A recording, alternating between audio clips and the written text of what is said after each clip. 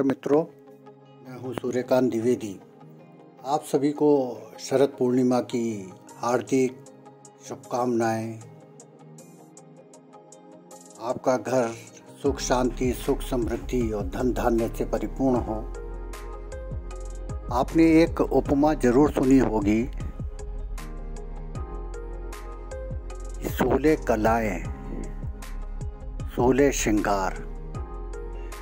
जब बड़ी होती है तो कहते हैं कि 16 साल की हो गई, 16 कलाएं उसमें आ गई। जब दुल्हन श्रृंगार करती है तो कहते हैं कि क्या चंदा लग रही है, कितनी सुंदर लग रही है। शरद पूर्णिमा पर चांद भी 16 कलाओं से परिपूर्ण होता है और ये 16 कलाएं, ये 16 श्रृंगार ही स्त्री को माँ लक्ष्मी जी ने प्रदान किए हैं। शरद पूर्णिमा पर जहाँ माता लक्ष्मी जी की आराधना होती है, वहाँ शरद पूर्णिमा के अवसर पर माँ सरस्वती की भी पूजा करने का विधान है।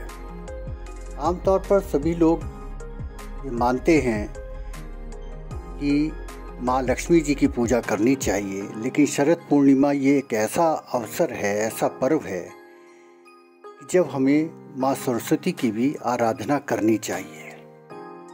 आप इसको ऐसे समझ सकते हैं कि लक्ष्मी जी का दीपावली से पहले शरद पूर्णिमा पर आपके घर में प्रवेश होता है, आगमन होता है।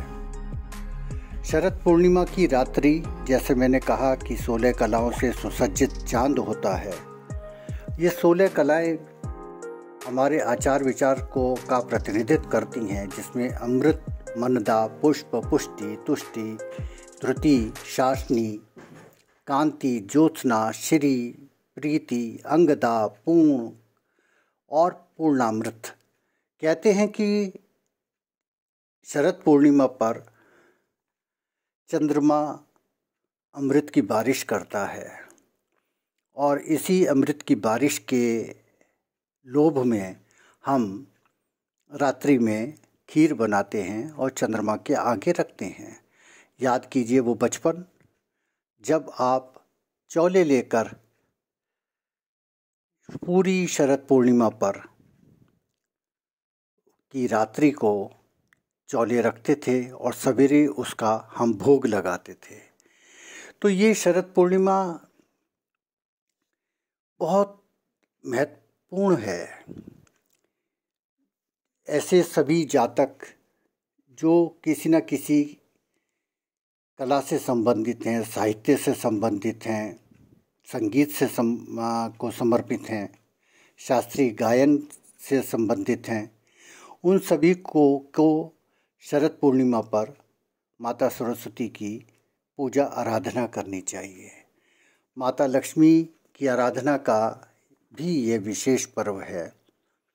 एक छोटा सा उपाय आपको बताते हैं।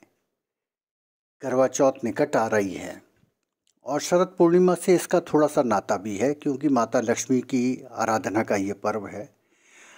करवा चौथ पर आपको जो भी श्रृंगार ग्रहण करने हैं, जैसे चूड़ी, बिंदी, बिछुए, ये सभी चीज़ें आप शरद पूर्णिमा पर माता लक्ष्मी जी को समर्पित कर दीजिए, उनके आगे रख दीजिए।